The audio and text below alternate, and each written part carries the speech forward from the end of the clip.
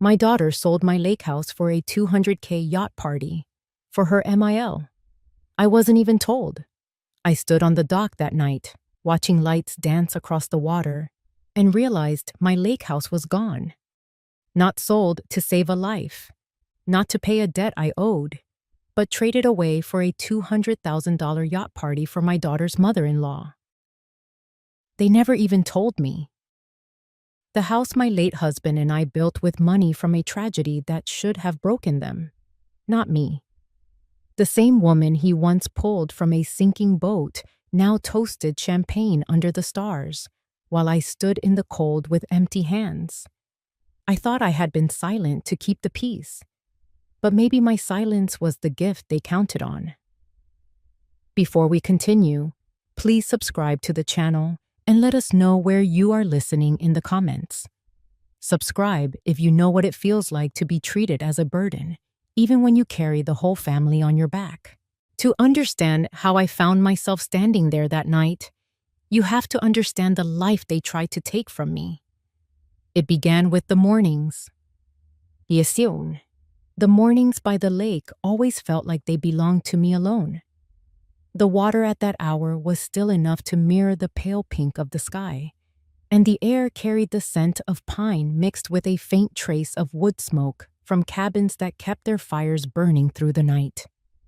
I had learned every ripple of this shoreline over the years, and could tell when a family of geese had passed before sunrise, or when a storm was rolling in by the way the clouds hung heavier over the far ridge. That Tuesday started the same as countless others. I slipped into my worn cardigan, one my husband used to say made me look like I was wrapped in an old quilt, and stepped onto the back deck with my coffee. The mug was warm in my hands, a steady comfort against the chill. Somewhere near the North Bend, a loon called out, its echo stretching across the water. I always stopped to listen when that happened. It was a sound that had outlasted storms, droughts, and more than a few changes in my life. Inside, the kitchen clock ticked steadily, pulling me toward my morning shift at the town library. After my husband passed, the library became my anchor, a place where the simple rhythm of sorting books and helping neighbors grounded me in a life that still mattered. On my way, I looked back at our house, Tahoe Sunset, its weathered boards holding the story of how we used an insurance settlement to build something beautiful from pain. Driving into town was part of that same comforting routine. Through the bakery window, I spotted Walter Pike lost in his morning crossword. He lifted a hand in greeting, and I returned it with a smile.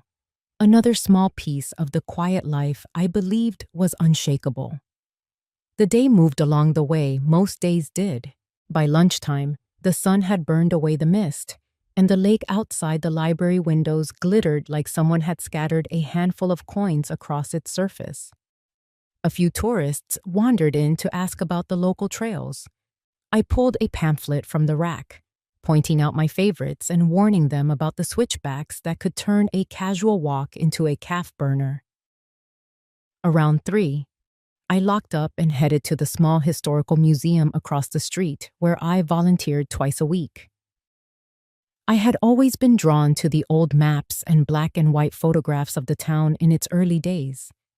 There was something steadying about looking at those faces, knowing they had lived through hardship and joy just the same as we do now. That afternoon, I was cataloging a box of letters donated by the Dawson family when I noticed a familiar voice in the next room. Tessa Quinn, the real estate agent who had been working the lakefront properties hard all summer, was chatting with the museum director. Her tone was friendly, almost casual, but I had lived long enough to recognize the energy of someone circling what they wanted. When she spotted me, she came over with a smile that felt a little too rehearsed. She complimented the museum, then, almost as an afterthought, asked how long I had owned Tahoe Sunset. I told her it had been decades, long enough for the boards on the deck to memorize the shape of my feet. She laughed politely, then tilted her head and said the market had never been hotter, that a house like mine could fetch more than I probably imagined. I told her I wasn't selling. Not now, not ever. It was the kind of statement I didn't need to raise my voice to make. She nodded, said she understood completely, but her eyes lingered just a second too long, like she was already picturing a listing photo. That evening, I returned home and settled on the deck with a book. The sun was sliding low, painting the water in streaks of gold and rose. My neighbor's dock creaked under the weight of two teenagers hauling a cooler toward a small fishing boat. Across the lake, I could see the lights of the yacht club flicker on. I remember thinking how quiet the water was that night, how the air felt like it was holding its breath. I didn't know it then, but that quiet was the kind you only notice when something is about to change. It settles over you like a blanket, comforting and heavy at the same time.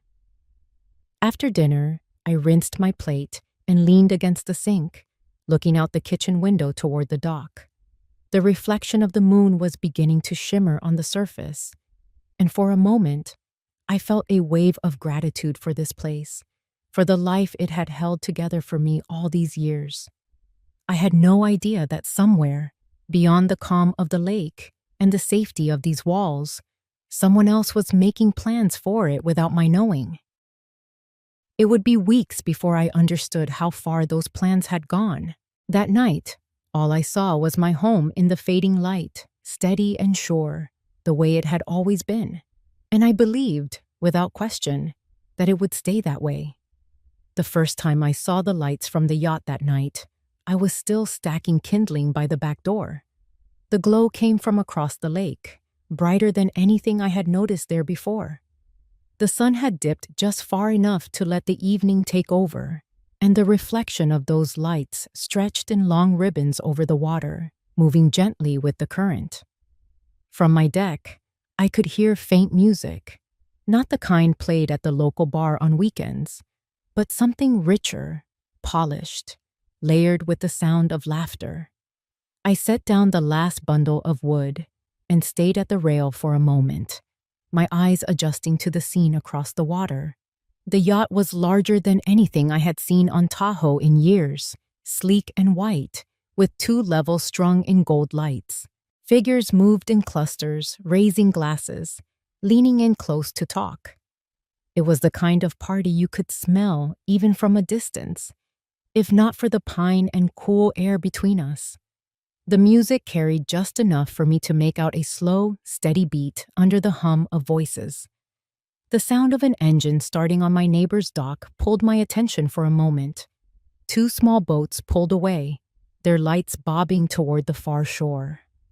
One of them veered toward the yacht, slowing as it approached. I watched as someone stepped onto the lower deck, greeted with applause and the flash of cameras. It took a second for my eyes to adjust, but then I saw her, my daughter, Sloane, in a dress the color of deep bronze, her hair swept up the way she used to wear it for her high school formals. She smiled in that careful, camera-ready way, the kind that holds steady even when the laughter behind it is already fading. Next to her stood her mother-in-law, Veronica Bennett, wrapped in something pale and shimmering, a flute of champagne in her hand. Even from across the water, I could tell she was holding court. Guests leaned in toward her, their postures easy, as if they were in the presence of someone worth impressing. I stayed where I was, leaning slightly on the rail. There was no reason for me to be surprised they were together. Sloane had always made an effort to be close to her husband's family, especially since Graham's work often pulled him into long stretches away from home. What I could not quite place was the reason for this gathering. It was the middle of the week, the air barely warm enough for an evening out on the lake, and yet here they were, celebrating something with a kind of extravagance our small community rarely saw. The music shifted, and a low burst of fireworks flared over the water. Nothing grand like a 4th of July display, but enough to draw cheers from the deck. My eyes caught on a detail near the top rail of the yacht. A banner, just faintly visible in the light, with the words Tahoe Sunset Gala printed in a curling script. The name landed like a stone in my chest. Tahoe Sunset was more than just a name to me. It was the name my husband and I had chosen for our home, a name we had painted ourselves on a wooden sign and hung above the front porch. I told myself it might be a coincidence. Maybe they simply liked the phrase. Maybe they did not even think of it as connected to me. Still, my hands tightened on the rail as I watched another burst of light illuminate the crowd. The banner shifted in the breeze, catching the glow before settling back into shadow. Across the water, Sloane and Veronica were moving together now, speaking with a tall man in a tailored jacket who gestured toward the upper deck. They laughed, the kind of laughter that tilts the head back just slightly, and the group moved out of view. I stayed a little longer, letting the cool air wrap around me. There was no point in speculating about what they were doing, I told myself. People had parties. People used names without thinking. Not everything was meant to hold a deeper meaning.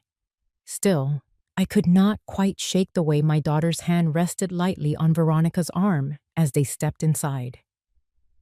I had seen Sloane do that before when she was younger, a small, unconscious gesture reserved for people she wanted to please. When the music faded into something softer, I went inside, closed the sliding door, and drew the curtains against the view. In the quiet of my living room, the faint thump of the bass became nothing more than a background hum. I made tea, set it on the table beside me, and picked up a book I had been meaning to finish. But my eyes kept returning to the window, to the place where the reflection of those lights had danced across the water. By the time I finally turned out the lamp, the party was still going. The hum of it followed me upstairs, weaving its way into the stillness of my bedroom. The sound was soft but steady, like a reminder I could not yet interpret. I told myself it was just a gathering on the other side of the lake, a night that would pass without touching me. I believed it then, because there was no reason not to. I did not yet know how wrong I was. 2 mornings after the party, the lake was hidden under a pale fog, the kind that made the shoreline vanish just a few feet from the dock. I was clearing the breakfast dishes when the mail truck pulled up at the end of the drive. It was unusual to see it so early, and even more unusual for the driver to walk the length of the gravel path instead of leaving the bundle in the roadside box. He handed me a large manila envelope, the kind used for official documents, and gave a polite nod before turning back toward his truck. I carried it to the kitchen table, the paper slightly damp from the mist. My name was printed neatly in the center, and the return address belonged to the county recorder's office.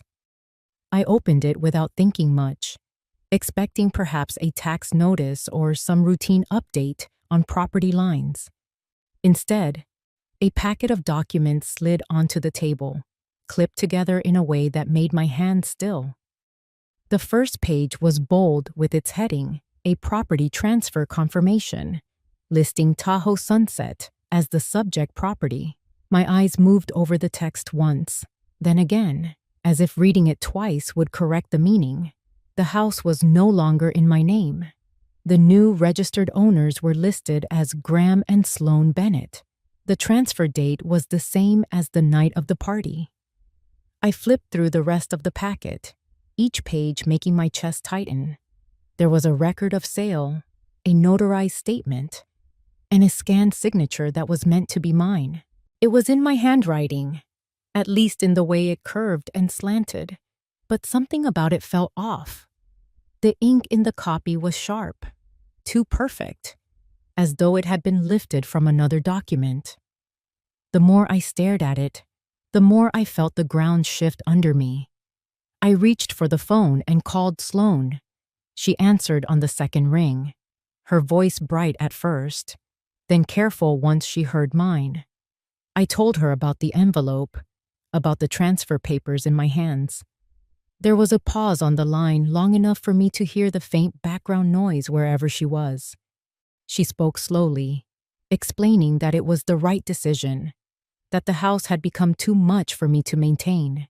She said she and Graham had taken care of everything, that I did not need to worry. I listened, letting the words pass through me without catching hold. When she finished, I told her I had never agreed to sell, never signed any papers. Her tone shifted, softening in a way that was meant to sound reassuring. She said I must have forgotten, that it was all handled for my benefit. The conversation ended without a clear resolution, her last words trailing into static as she said she would call me later. I sat at the table long after the line went quiet. The documents lay in a neat stack before me, the county seal embossed at the bottom of each page. It felt strange, how official the theft of something could look when dressed in the right paper and ink. Later that afternoon, I drove into town and stopped at the bank. The teller, a young man who had grown up in the area, greeted me with his usual politeness. I asked to see if any deposits had been made in my account in the past week. He checked, then shook his head gently, saying there had been no recent changes. Whatever money had come from the sale had not passed through my hands. From the bank, I went straight to the county office. The woman behind the counter printed the transaction history for the property. She explained that the transfer had been processed electronically, with a digital notarization attached. I asked to see the original file. She slid it across the desk, the image of my supposed signature staring back at me. Underneath, the notary stamp glared in dark ink, accompanied by a date and time. The time caught my attention first. It was just after 8 in the evening on the same day as the yacht party. I thought back to that night, standing on my deck and watching the glow across the water. I had been here, on my property, not signing anything. The realization settled over me like cold rain. Someone had used an old copy of my signature, attaching it to a document I had never seen, while I stood outside looking toward a celebration I had not been invited to. By the time I left the county office, the fog had burned off, and the afternoon sun was bright against the pavement. The warmth did nothing to ease the tightness in my chest. I drove home slowly, each turn of the road heavy with the knowledge that Tahoe Sunset was no longer legally mine. When I pulled into the drive, the first thing I noticed was the small change to the front porch. The wooden sign with the name of the house was gone. The hooks where it had hung for decades were empty, leaving 2 pale outlines on the siding. I stood there for a long moment before going inside. The air in the house felt different, thinner somehow, as though it had been marked by the knowledge that it belonged to someone else. I walked through each room, touching the edges of furniture, the backs of chairs, the frame of the doorway leading to the kitchen. Nothing had moved yet, but the sense of possession had shifted. Even the familiar creak of the floorboard by the hallway seemed less like a quirk and more like a goodbye. That night, I sat at the dining table with the documents spread out once more. The lamp cast a warm circle of light over the pages, highlighting each word that confirmed what I already knew. The house was gone, taken without my consent. The decision made in rooms I had not been invited into. I did not sleep much. Each time I closed my eyes, I saw the lights of the yacht across the water and the name on that banner. I thought about the signatures, the date, the quiet efficiency with which everything had been done. And somewhere under the disbelief, there was a slow, steady ember of resolve beginning to burn. The call came late in the morning, just as I was rinsing the breakfast plates. Sloane's voice was clipped, polite, the way she spoke when she was arranging something rather than asking. She told me they wanted to have a family meeting at her house that afternoon. She did not say what it was about, but I knew. There was no mistaking the tone. That careful firmness that meant the decision had already been made, and I was expected to be there for appearances. The drive to her place was quiet. I kept the radio off, letting the hum of the tires fill the silence. Sloane and Graham's house sat on the edge of town, a new building with a perfect lawn and a wide porch that looked like it had been designed for magazine covers. It was a far cry from the worn wood and uneven stone of Tahoe Sunset. Inside, the air was cool with the faint scent of something citrus and sharp. Graham was standing near the fireplace, a folder in his hand. Veronica sat on the sofa, crossed legs angled just so, a crystal glass in front of her on the coffee table. Sloane appeared from the kitchen, a tight smile on her face as she gestured for me to sit. The moment I lowered myself into the armchair, Graham began. He talked about the upkeep of the house, the costs, the strain it might be putting on me. He spoke as if I were a figure on a spreadsheet, a problem to be resolved. He mentioned the offer they had received, how it was too good to pass up. Every sentence carried the weight of something already signed and sealed. I let him finish, my hands resting lightly on my knees. I could feel the grain of the chair's upholstery under my fingertips, grounding me in the moment. When he paused, I said only that the decision was never his to make. My eyes shifted to Sloane, but she kept her gaze on the rug. It was Veronica who leaned forward then, her smile warm, but edged with something sharper. She said the house had sentimental value for everyone, not just me. She reminded me, as if it were a kindness, that there were debts in life which could not be paid with words alone. Her voice softened as she said she knew my husband had done something extraordinary for her once, and that sometimes the right thing to do was to let go of what we think belongs to us. Her words landed heavy, not for their truth, but for their precision. She was choosing each one carefully, shaping them to sound noble, when in reality they were meant to erase the line between what was mine and what she wanted.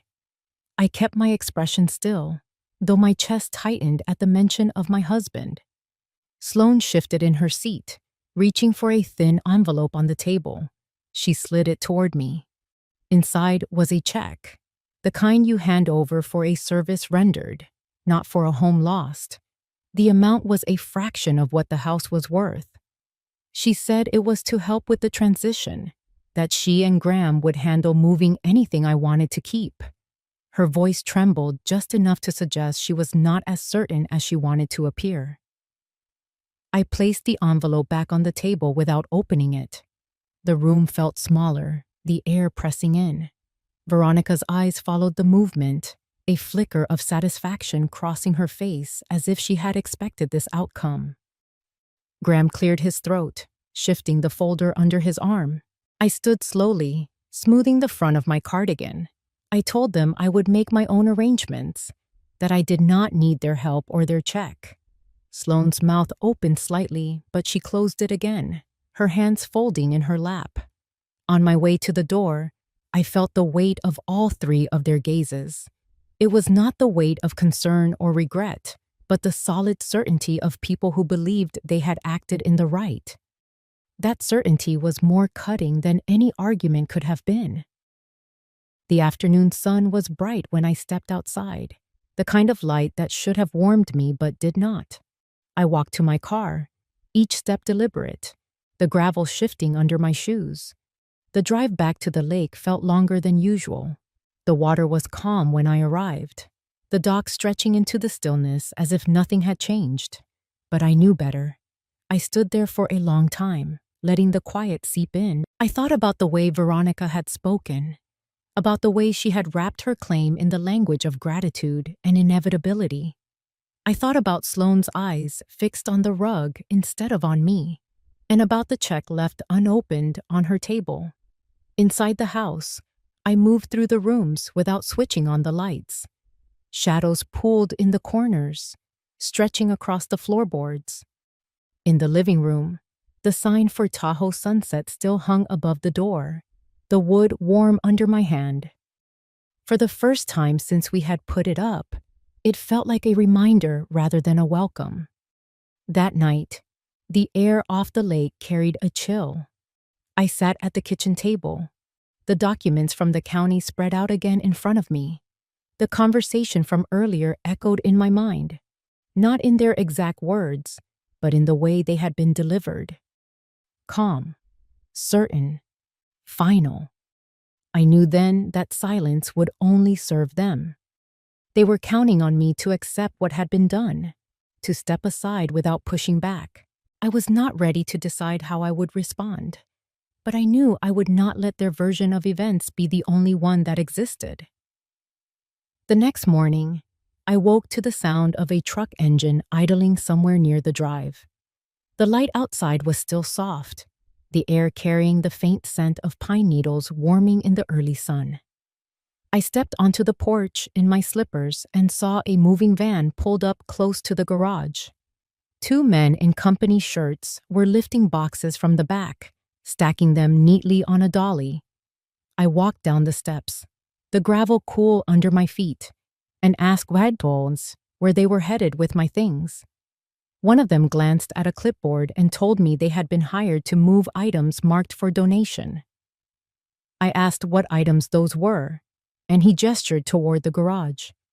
The door was open, and inside I could see a line of boxes stacked almost to the ceiling, each with a strip of masking tape across the top. On the tape, written in thick black marker, were the words "Misk, old stuff." The sight of it made my stomach tighten. I stepped into the garage, running my hand over the nearest box. The cardboard was worn in places, a faint mark of water damage near the bottom. I tore back the tape and opened it, expecting to see the mismatched dishes I kept meaning to give away. Instead, on top of a layer of packing paper, there was a framed photo of my husband standing beside the boat he had used the summer before he died. His smile was wide, the lake behind him glowing in the afternoon light. I set the photo aside and looked deeper. Beneath it were the holiday ornaments we had collected over the years, wrapped in scraps of newspaper dated decades ago. The next box held the quilt my mother made me when I was 19. Its colors faded but still bright in my memory. Another box held kitchen items I used weekly, the heavy mixing bowl that had belonged to my grandmother. None of this was clutter. None of it was meant to be given away. I called out to the men to stop loading, and they did, their faces caught between confusion and politeness. I told them these things were not to be donated, that they would be staying here until I decided otherwise. One of them nodded, checking his clipboard again before backing the dolly out of the garage. They left the boxes where they were, the open one with my husband's photograph resting on top, like a marker for everything else I feared had been lost. Once they drove away, I stayed in the garage for a long time, opening boxes one by one. Some were filled with books, others with kitchenware, but more than a few were missing items I knew should have been there. I looked for the leather-bound album that held our wedding photos, the one I kept on the lower shelf of the living room cabinet. It was not in any of the boxes. I checked the cabinet inside, then the bedroom, then every possible storage place I could think of. The album was gone. The loss of the house had been a sharp cut, but this felt like something slower, a theft that reached beyond walls and into the very fabric of my life. The missing album meant more than photographs. It was the one place where my husband's handwriting still lived in the margins, little notes he had made about the day or the people in the pictures. Without it, those details would fade in my mind. I sat on the garage step, the cool air curling around my ankles, and let my thoughts settle. This was not a misunderstanding. This was deliberate. Someone had gone through my home, chosen what would stay and what would be removed, and labeled the pieces of my life as miscellaneous. Inside, the house felt different again. The air was lighter in the wrong way, as if space had been cleared not for comfort, but for absence. I moved through the rooms, noticing the empty spaces where familiar objects should have been. The ceramic bowl for my keys, the embroidered cushion from my reading chair, small treasures that stitched my daily life together were simply gone. I stopped in the living room, letting my eyes travel over the mantel. The framed photo of my husband and me standing on the dock was still there, but it had been shifted to one side. In its place was an empty spot, the dust disturbed just enough to leave a faint outline of something that had once been there. I could not recall what it was, which somehow made its absence feel worse. That evening, I took the boxes from the garage and stacked them in the spare bedroom. I could not bring myself to unpack them yet, but I needed them close, where I could see they were still mine. I left the box with my husband's photograph open on the top of the stack. The image of him by the boat caught the last light of the day, his eyes holding that mix of calm and mischief I had loved so much.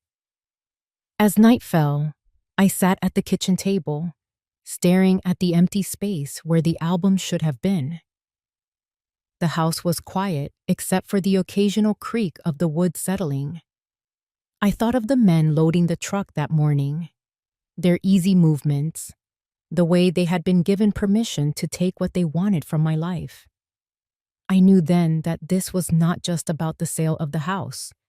This was about erasing pieces of me, shifting the story of who I was into something smaller, more manageable, something they could control.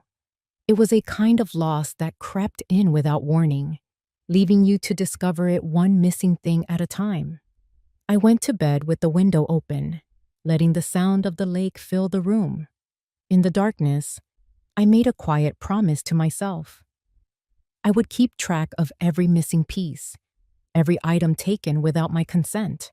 The house might be gone in name, but the proof of what had been done was still here, scattered in the gaps they had left behind. The following Saturday, the walking group met at the trailhead near the North Shore, where the air carried the smell of damp earth and cedar. I had almost skipped it, not in the mood for small talk or the easy rhythm of neighbors catching up. But Joni had called the night before, insisting I come, saying fresh air was better than sitting in a house filled with boxes I could not bring myself to unpack. The trail wound along the edge of the lake before climbing into a stretch of evergreens. The sound of water followed us, soft and steady, like a reminder of where we had started. Walter Pike fell into step beside me about a mile in. His stride was measured, hands tucked behind his back when he wasn't pointing out a bird call or a track in the dirt. Walter had been a fixture in town for as long as I could remember, a man who approached conversation like he approached numbers, with patience, precision, and an ear for details most people missed. That morning, he asked how I was holding up, his voice low enough that it didn't carry to the others. I told him only that things had been unsettled. He nodded, and for a few paces we walked without speaking. Then he mentioned seeing unusual activity at my place earlier in the week. He had been out on his deck with his binoculars, watching for the early arrival of a flock of mergansers, when he noticed the moving truck. He asked if everything was all right with the sale. I told him there had been no sale as far as I was concerned, not one I had agreed to. His brow furrowed slightly, but he let it be, as though filing the information away for later. As we rounded a bend, the lake came into view again, a wide stretch of silver under the mid-morning sun.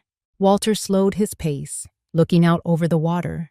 He said the scene reminded him of a day many years back. The summer, a storm caught a group of boats off guard. He told it simply, as if describing a change in the weather, but I could hear the weight in his voice. A sudden squall had rolled in from the west, and one of the smaller boats had gone over, throwing its passengers into the water. I felt the skin along my arms tighten before he even finished. He said he remembered the rescue well. One man had gone in after a woman struggling to stay above the waves. That man had managed to get her to the dock where others pulled her in, but he had never come back up. Walter's eyes stayed on the horizon as he spoke. He said he believed my husband had been that man, and that the woman was Veronica Bennett. The air between us shifted. I told him I knew my husband had drowned helping someone that day, but I had never known for certain who it was. Walter nodded, his mouth set in a line that suggested there was more he could say. He told me he had seen Veronica the next week in town, standing in front of her salon with a cigarette in one hand and a glass in the other, smiling like nothing had happened. The image had stuck with him all these years. We kept walking, the conversation moving to other things, but my mind stayed anchored to that story. The lake felt different now, its surface hiding more than water. I thought of Veronica in Sloane's living room, her calm voice, her words about debts and letting go. I had taken them as manipulation before. Now I began to wonder if they were something else too, some twisted way of rewriting a history she could not escape. When we reached the observation deck halfway up the trail, Walter pulled a small notebook from his jacket. It was the kind of pocket ledger he was known for carrying, pages filled with his neat block handwriting. He flipped through until he found a date, then turned it toward me. It was from that summer decades ago, the day of the storm. He had recorded the time the wind shifted, the boats he saw heading in, and the one that never returned. The entry ended with my husband's name, underlined once. I ran my finger lightly over the page, the paper soft from years of being turned. Walter said he kept notes like that on most things. Old habit from his years as an auditor. Facts, times, names. They stayed clear when feelings got messy. He offered to make me a copy if I wanted. I told him I did. The rest of the group caught up then, and the easy chatter of neighbors filled the space between us. But the ledger stayed in my mind as we made our way back down the trail. It was proof of something, even if I wasn't yet sure how to use it. By the time we reached the parking lot, the sun had risen high enough to burn away the last of the morning haze. Walter handed me a folded slip of paper with his phone number written at the top and a note that he'd drop by the library next week with the copy. His eyes held the kind of steady patience that told me he was not offering help out of pity, but out of respect for the truth. Driving home, I kept seeing the water closing over my husband's head, the way Walter must have remembered it. The image mixed with the sight of Veronica on that yacht, her smile lit by party lights. The years between those two moments collapsed into something sharp. When I reached the house, I stood for a moment on the deck, looking out at the lake. The breeze carried the faint smell of sap from the pines, and somewhere a loon called. I thought about the ledger, about the dates and times written in Walter's careful hand, and about how some things, no matter how long they stay buried, find their way to the surface again. The library smelled faintly of old paper and lemon polish, a scent that always made me think of the hours I had spent here as a younger woman, shelving books in exchange for the kind of calm you cannot buy. Now, the calm felt different, heavier, as though the air itself knew I was not here for pleasure. Walter had kept his word. 2 days after our walk, I found an envelope in my mailbox, his careful handwriting across the front. Inside was a photocopy of the ledger page and a short note saying he believed there might be more in the town archives. It was enough to push me past the hesitation that had been slowing my steps. The archives were tucked behind the main stacks, in a room where the carpet had worn thin along the paths most often walked. Mrs. Larkin, the head librarian, looked up from her desk when I came in, her glasses sliding down her nose. She had known me for decades, and in her quiet way, she understood the difference between casual curiosity and a search weighted with purpose. I explained that I was looking for records from the summer of the storm, specifically anything related to boating accidents or emergency calls. She led me to a wall of bound ledgers and rolled out a narrow ladder.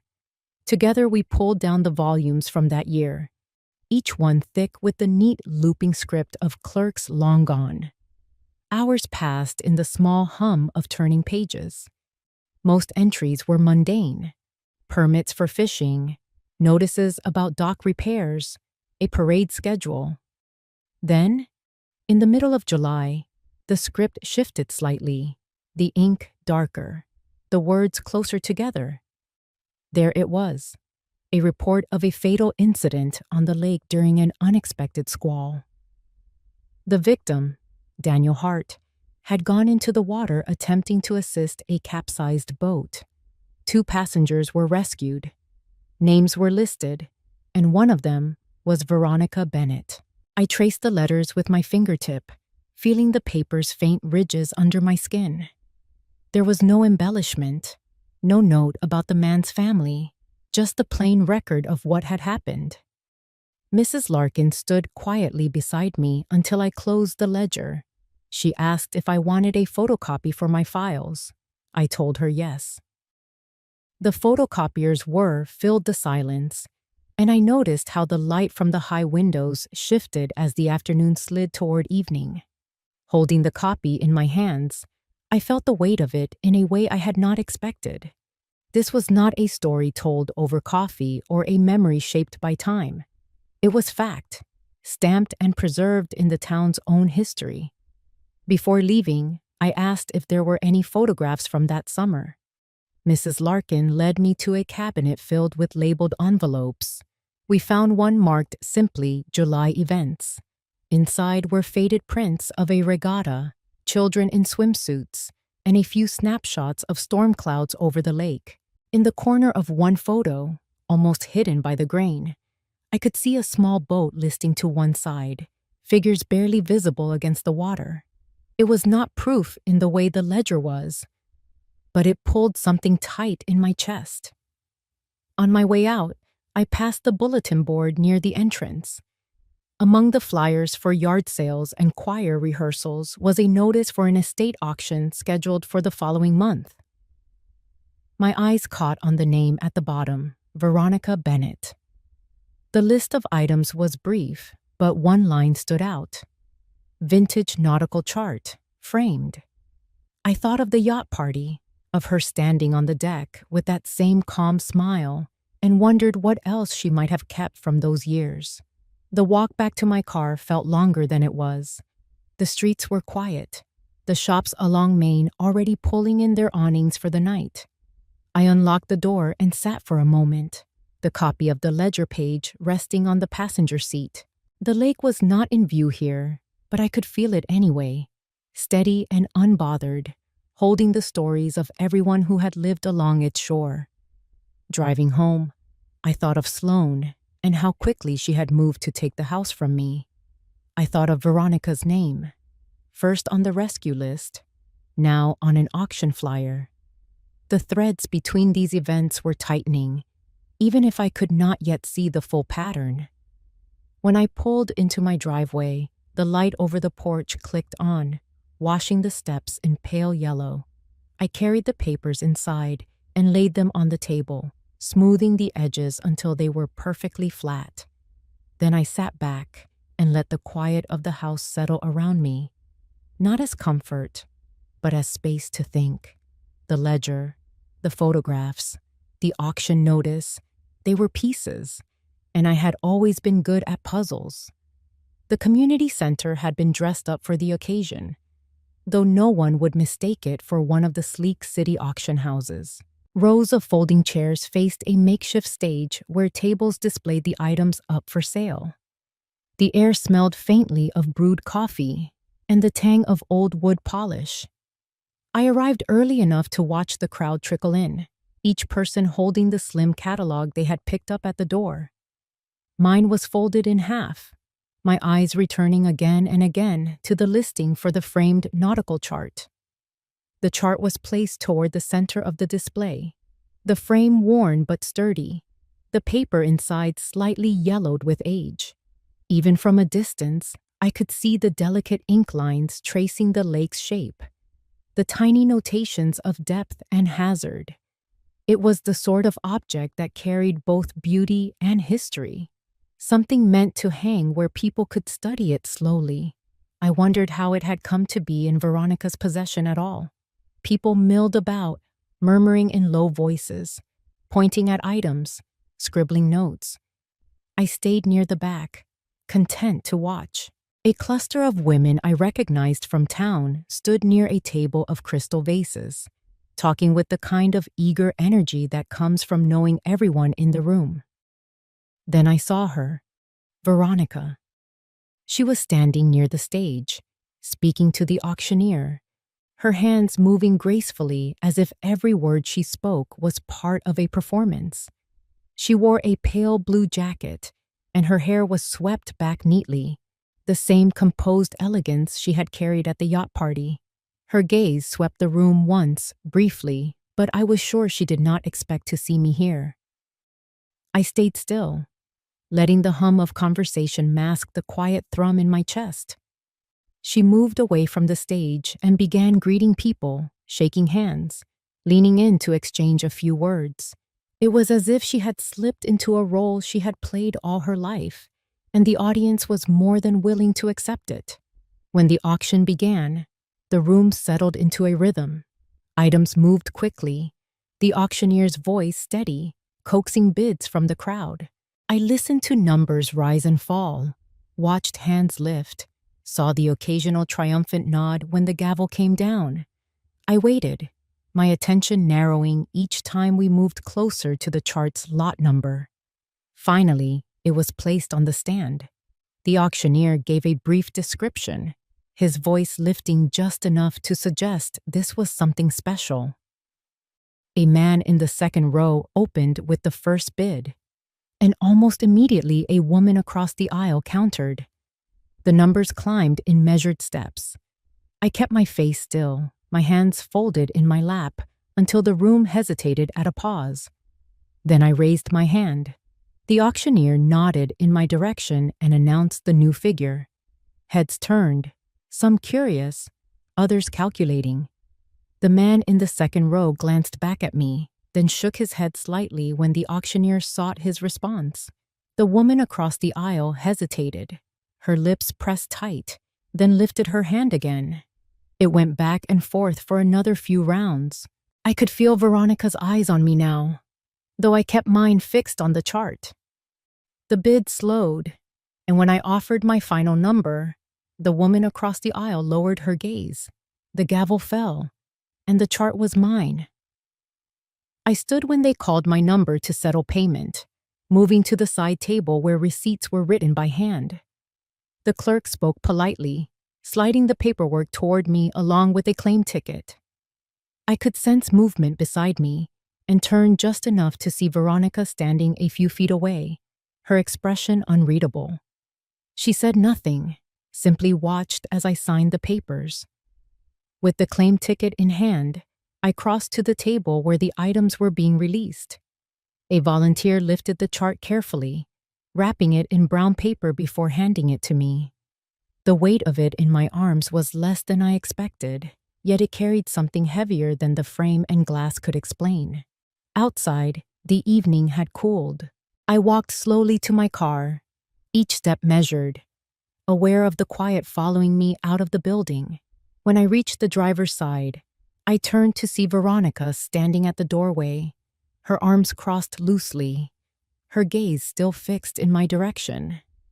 There was no wave, no nod, just that steady look before she turned back inside. I placed the chart gently across the back seat and closed the door. The drive home passed in silence, the streetlights casting long pools of gold across the pavement. Once inside, I unwrapped the chart and set it on the dining table.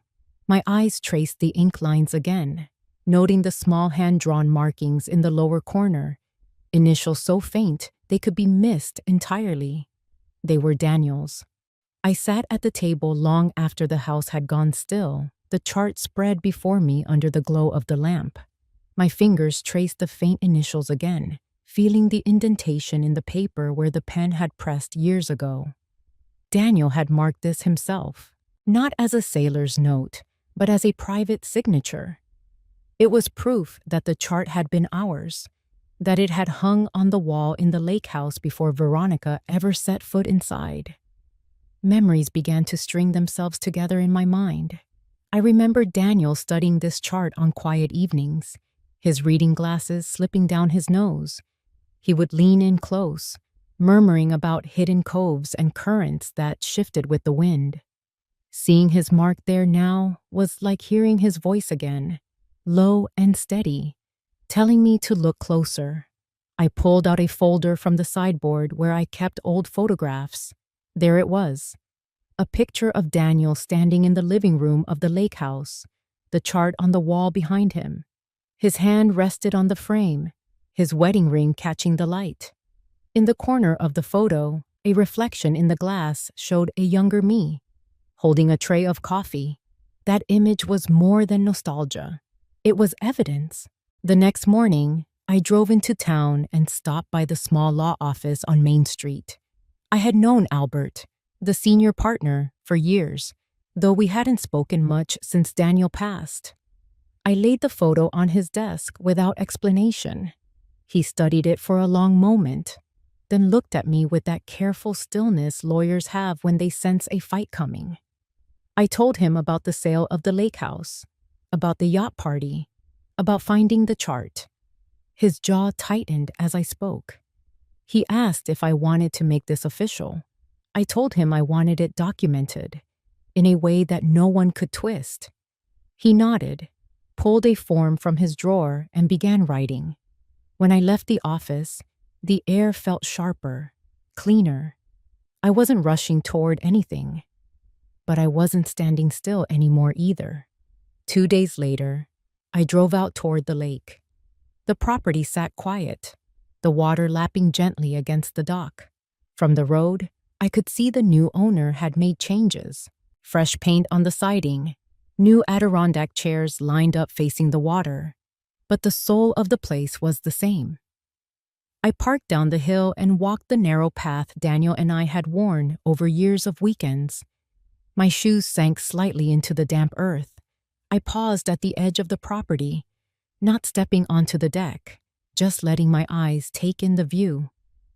The wind carried the faint sound of laughter from somewhere farther down the shore. My gaze shifted to a boat moored in the distance.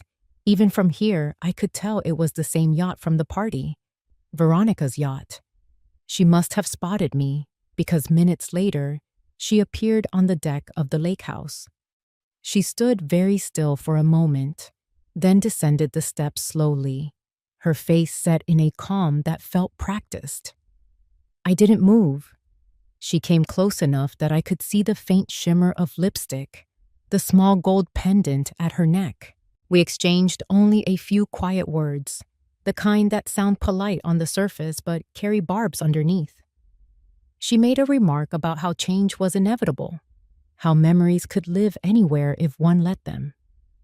I said nothing, but my hand rested on my bag where the photograph and chart were tucked safely inside. When I left, she remained on the deck, watching me go. I didn't look back until I reached the car, and when I did, she had turned toward the lake, her figure framed by the afternoon light. The summer festival in town was always a crowded affair, full of booths, music, and the smell of fried food drifting through the streets. I hadn't planned on attending, but Albert had asked me to meet him there. He had arranged for the Historical Society to display artifacts from the lake's past, and among them was the nautical chart. It hung in the center of the display, unwrapped, its details visible to everyone passing by. Beside it was the enlarged photograph of Daniel, with a small placard explaining its provenance. People stopped to study it, leaning in to read the description, tracing the lines on the map with their eyes. I stood back, blending into the crowd. At some point, Veronica arrived. She was with a small group, laughing at something one of them had said, but her expression shifted the moment she saw the display. Her steps slowed. She read the placard, her face still, and then she turned, scanning the crowd until her eyes landed on me. I didn't approach her, and she didn't come to me. Instead, she lingered by the chart for a while, then left without a word. The moment felt less like a confrontation and more like a quiet declaration. The chart was no longer hers to hide. Weeks passed, and the legal matters moved forward quietly. The paperwork Albert had filed ensured the sale of the lake house would be reviewed. Veronica sent no word, made no gesture toward reconciliation. That was fine. I wasn't seeking an apology from her. One evening, as summer tipped toward autumn, I took the chart down from its temporary place on my wall and carried it out to the porch. The sun was setting over the hills, the lake in the distance catching the last light. I sat with it across my lap, my fingers resting lightly on the frame. It wasn't about the property anymore. It was about the truth of what Daniel and I had built together, and the quiet certainty that no one could rewrite it. The lake house might stand under someone else's name now, but the life we had there remained untouched in my memory, anchored in the lines of this map. I thought about the years I had chosen silence, believing it would keep the peace. I realized now that silence had only ever served those who wished to speak over me. In the soft dusk, with the weight of the chart steady in my hands, I felt something loosen inside. The water in the distance was calm, the surface broken only by the glide of a single boat heading toward the far shore. I watched until it became a small shadow against the darkening sky. Then I rose, carried the chart back inside, and closed the door. If you enjoyed this story, please like the video, subscribe to the channel, and comment 1 below. If not, feel free to comment 0 so we know and can improve future videos. To hear the next story, click the box on the left. Thank you for watching.